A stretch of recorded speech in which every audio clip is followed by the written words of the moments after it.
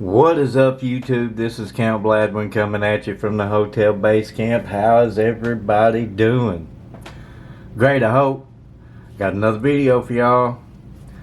As you can see, I got Quick Survive sitting in front of me. I'm probably gonna plug this every time I'm do a video. I apologize if it seems redundant for y'all, but this is part of how I make my living. So, Quick Survive, survival fire starters. They burn up to 10 minutes for 750 degrees. They have a 30-year shelf life and they're 100% waterproof. They're food safe. So you can cook with them. I personally use these to start my charcoal grill. You can start your wood burning stoves or your fire pits or fireplace, anything that you need. And this is 12 of them here, so I mean that tells you how thin they are and little they are. They'll fit in your backpack.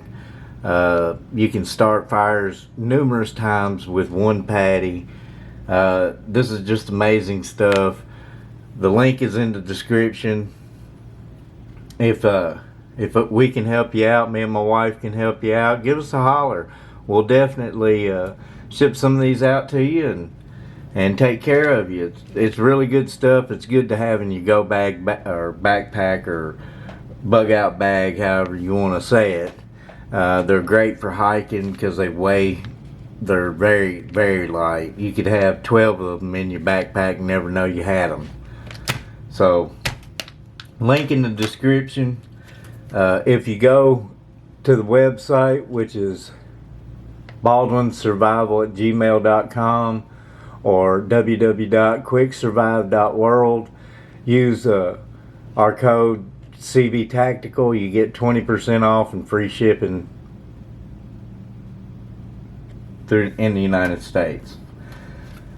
Alright, as you can see, I have a Spyderco in front of me. I've been looking at this knife for a couple months now, and I've made it well known that I'm not the biggest Spyderco fan in the world, but I got the PM2 and then I got the Para 3, and my mind kind of changed a little bit on the Spydercos. My thing is I don't really like the thumb hole. This is the Para 3. See, I can't throw it out there. But I like the compression lock, on them, which is pretty awesome, There's the PM2. So these are really awesome knives. They really changed my mind on them. PM2 is S30B. The Para 3 is BD1N Bravo Delta 1 November for the steel. Like I said, these are really good knives, and they changed my mind on Spyderco. So I kind of went ahead and bit the bullet and bought this one. Let's go ahead and break into it, because this is the Spyderco Amalgam. Now this Spyderco, unlike the PM2 and the Para 3, they're made in Golden, Colorado, USA. The Amalgam is, of course, you get your Spyderco brochure and your Spyderco sticker in the box. So that's your typical inserts in the box. But the Amalgam has carbon fiber scales, stainless steel hardware. It has a lanyard hole. It is not a deep carry pocket clip, but it is reversible and movable, so you can go tip up, tip down, left or right. This is quite possibly one of the best looking Spydercos that they have. Now I have already looked at this knife. It's pretty sweet, but I have one issue with it. The look of it, everything is just amazing. So my wrist, Alright, so it's S30V steel. As you can see the grinding marks in the blade. It is a tapered grind. It's not a hollow grind or a flat grind. It's just, it tapers to the point. Clip point, quite possibly the best looking blade that Spyderco has on the market. The carbon fiber scales, they feel really great in your hand. You know, the knife itself just feels amazing in your hand. It's got good jimping on the back. It's got a good finger choil up front, so you can choke up on it if you need to. The Amalgam, it's made in Taiwan, Taichung, Taiwan. It is a Lai design.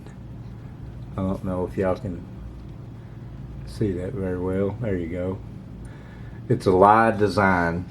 Again, to me, this is the best looking Spyderco that has ever been produced. Here's my only issue with it. It's my only issue. And I like the fact that it's a flipper, but with the compression lock, watch. The flipper tab hits, can y'all see that there? It hits your finger. You know, so you gotta be quick when you do it, or you know, and if you do like a CMP button or something, compression lock button back here, the flipper tab won't make it past the button. So I mean, it's, in order to do this, you'd have to cut off the flipper tab and just go with the thumb opening, which it's fine, it opens great. The action on it is really nice. It don't take a lot of effort to use the flipper tab. It don't take a lot of effort to use the thumb hole. Now, like I said, this is quite possibly the best looking and the best Spyderco, in my opinion only, on the market. You know, maybe they could have used a liner lock on this one, or a button lock or something, but I know the compression lock is kind of like the Spyderco thing. But you know, again, the design of the flipper tab and the lock is just, you know, right here is the lock where my finger's at. Look where the flipper tab hits my hand. So you just flip it open, it's fine, but then, you know, like when you hit the lock, it closes until it hits your finger. Not a big deal. It's just kind of a little, it makes the fidget factor go away, you know. And the whole thing about me and some of these knives is just quite simply put, the fidget factor of it. But as I said, you know, the blade, the knife, the scales, everything about it, this is quite obviously my favorite Spyderco of all times. Now let's compare it to the PM2 and the Para 3. So there's the PM2. You can see it's quite bigger than the PM2. There's the Para 3, which, you know, Para 3 is pretty small if you line them up edge to edge here. See, the Para 3 is quite a smaller blade, and so is the PM2. You know, these Spydercos, they really changed my mind. You know, I wasn't a fan of them, haven't been a fan of them ever until I got these, and you know, like I said, these PM2 and Pair 3 just changed my mind. And I like the compression lock on these. They're awesome. It don't work on that Amalgam, you know. So, you know, it's great steel. It's great scales.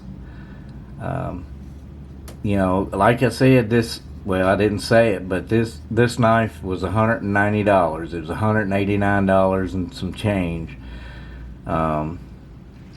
With shipping and everything, it ended up being $200.34 from Amazon. So it's a high-end Spyderco, even though it's made in Taiwan. But it's the only Spyderco I've seen, and I haven't done a whole lot of research on Spyderco flippers, but it's the only one I've seen that is an actual flipper, not a flicker. You know, which I don't mind either one. Which, you know, my PM2, it really isn't broke in yet, so. But I love the knife, I love the look, I love everything about it. The only thing is the flipper tab, you know, because it impedes with the lock. You know, I want my fidget factor, which it's got a smooth enough action to have a fidget factor. See, if you get your finger out of the way, it quick enough, you know, it works good for you. So, but you know, to me, this is just beautiful. It's ergonomically, it feels great in the hand. There's no hot spots, no hot spot on the clip or anywhere in the knife that I can tell of so far. The jipping on the back is really, it's aggressive enough to keep you keep your thumb locked in place, but it's not so aggressive it'll eat your thumb up, you know what I mean?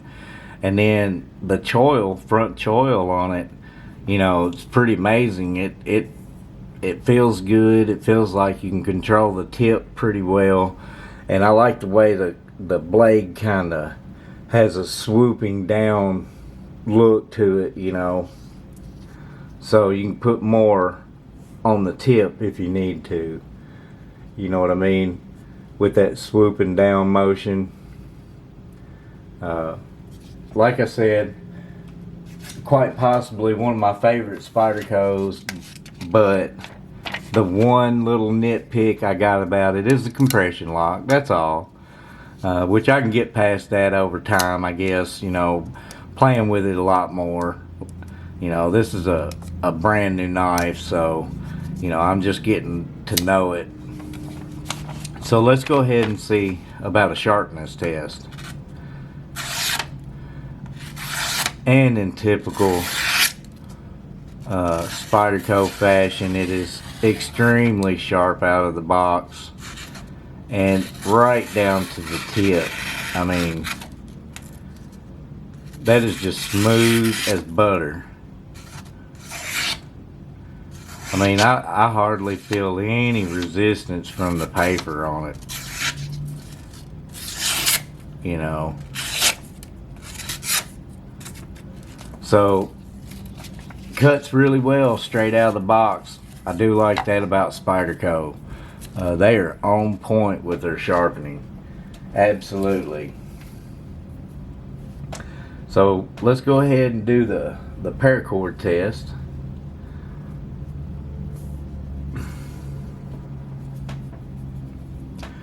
Let's do the push through.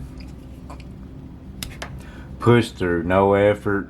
Sharp is so sharp you can shave a gnat's ass with it. Alright, let's go with the slice. Slice with no effort. I mean, that is just so clean and no effort whatsoever. That's just beautiful. Let's go for a pop. Got a good pop. Didn't jump across the table, but it popped good. Whoop, that one jumped across the table. Clean, super sharp. I mean, you know, OCD for EDC, he has a sharpness tester, and I'm probably going to get one eventually over time.